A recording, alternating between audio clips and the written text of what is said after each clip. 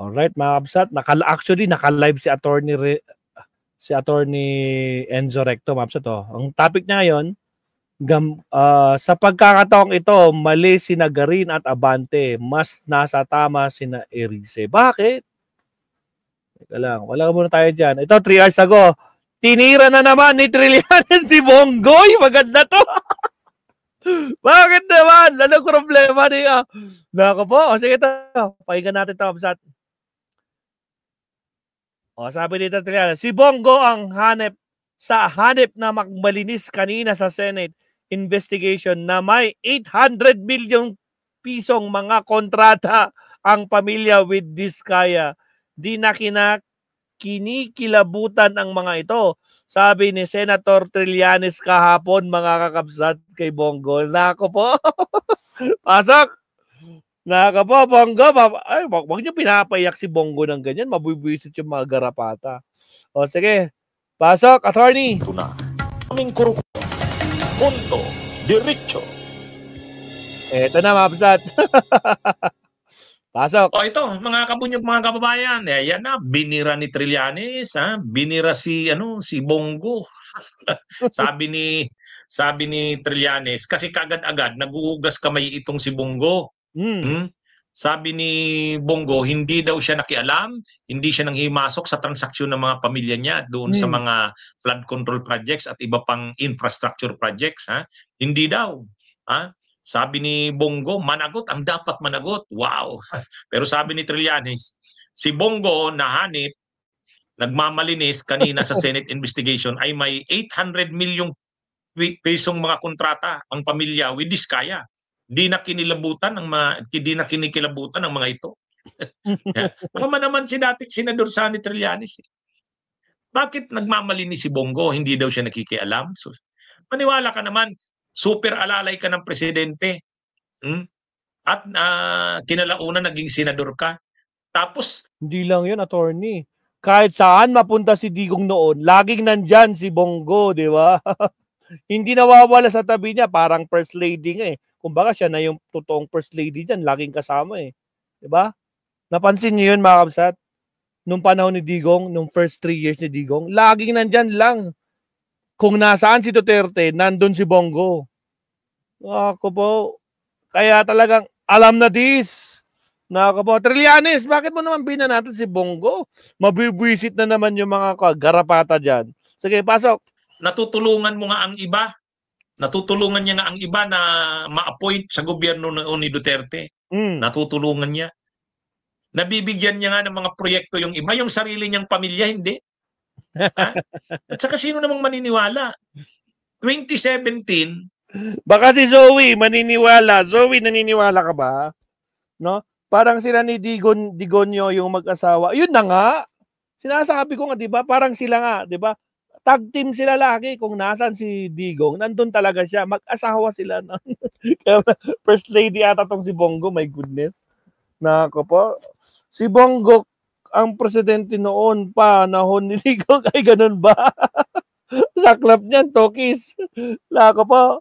O sige, attorney, pasok. Pumasok sa joint venture. Nagsosyo itong Diskaya, yung St. Gerard niya, saka yung CLTG Construction.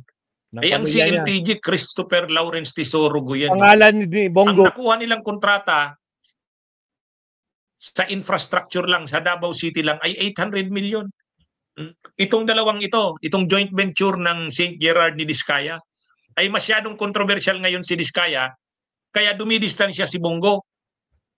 Hindi pa nga tinatanong, hindi pa nga nababanggit ang pangalan niya yun sa pagdinig ng Senado. Pero nauuna nang magdepensa.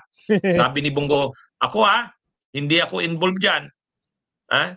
Kasi tinanong niya si Diskaya. May mga kumakalat na nagpumasok ka daw sa joint venture sa aming pamilya, construction ng aming pamilya, construction company. Totoo ba yon? Kala niya hindi totoo. Sabi ni Diskaya, totoo po yun. Saklap daw. 27. Parang si Bato lang, no? Si Bato. Kailan kayo nag-umpisa nagkaroon ng project sa mga flood control project nyo? Sa tingin ko po 2016. Hindi sa tingin mo, yung sigurado, ay 2016 po talaga. Wala na. Wala na mga kapsat, naglagan na. Potragis. Oh, Bongo, paano yan? Hindi ka na naman nakaligtas kay Trillanes, Potragis. O sige, tuloy, pasok, attorney. Oh. Eh ngayon, biglang hugas kamay si Bongo, biglang nagmamalinis. Sabi niya, hindi ako involved dyan ha. Hindi ako nakikialam sa mga transaksyon ng aking pamilya. Kung may mali ang kontratang pinasukan ng aking pamilya, kasuhan yan. Ako mismo, panawagan ko, kasuhan yan. Wow. Kaya sabi ni Trillanes, ay, anip itong si Bongo nagmamalinis.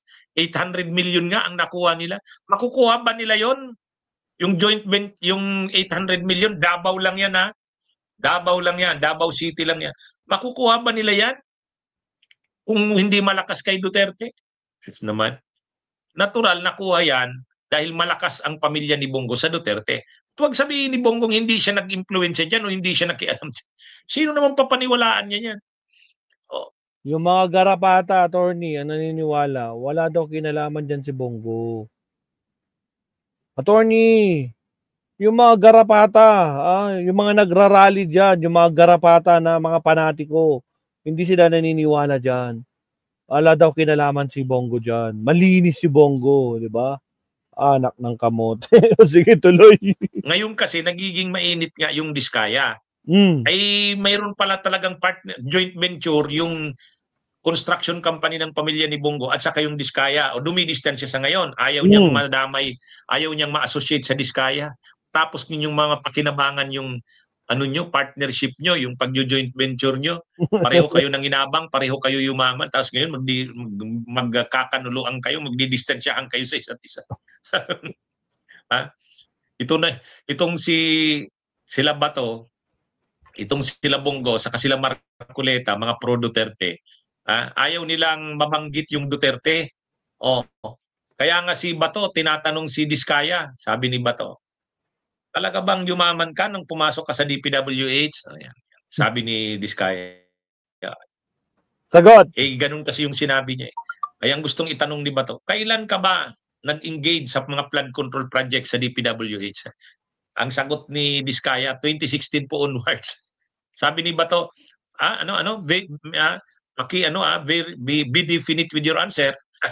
Ay talaga namang 2016 sinabi ni Diskaya 2016, hindi na nagtanong si Bato, nabigla siya, ay 2016 Duterte. Ganun din si Marcoleta. Nung tinatanong na ni Tito Soto yung PCAB, yung chairperson ng PCAB, na-appoint ka ba sa ilalim ni kaninong administrasyon? Kay Duterte ba? Sabi ni opo. Nung nabanggit ang Duterte, biglang tinigil ni Marcoleta. Pinigilan niya. Tapos ito naman si Bongo, tinanong niya sa Diskaya, totoo ba na may joint venture ang construction company ng aking pamilya? Nung kinumpirma ni Diskaya, biglang hugas kamay si Bongo. Yan yung mga dito sa mga ito Yan ang problema sa kanila.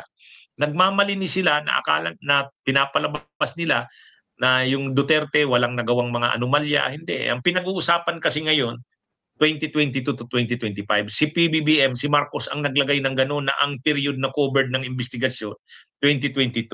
Pero sa totoo lang, hindi nga Dapat hanggang talaga yan sa, pati yung kay Duterte, yan.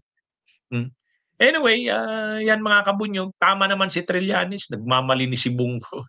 Ang dami nilang kontrata. Actually, 6 billion ang nakuhang kontrata nung CLTG. Yung CLTG, yung construction company ng pamilya ni Bongo. 6 billion. Wow. Sa ilalim ni Duterte. Kaya nga, kinasuhan nga ng plunder ni Trillanes. Kaya lang wala pang resolution ng DOJ. Sana ilabas na. Ang tagal. Kaya itong si Bongo, hindi siya pwedeng magmalinis dyan. Sangkot siya sa Parmali. Aray. Sangkot siya dun sa pagbili ng nung barko ng ng Navy. Siya na namang nasa likod nun. Sa halos lahat ng mga anomalya, tiwalian ni Duterte, kasama si Bongo dyan. Tapos magmamalinis. Kasama nga, attorney. Diba, laging kasama. Kanang kamay talaga. Sabi nga nila, dadaan muna kay Bongo bago pumunta kay Digong. Tragis yan, anak ng kamote. Naka pa, Bongo, ayos ka pa ba? Nako, buwisit na buwisit talaga kayo kay Trillanes, no? Saklap. Nako po. Sige, tuloy. Siya, kaya sabi ni Trillanes, Hanep, nagmamali ni si Bongo. hindi ba sila kinikilabutan? Anyway, dito tayo sa huling topic natin, mga kabunyog. Si Alright. Villanueva, si Joel Villanueva na sobrang dada. Ang makapagsalita.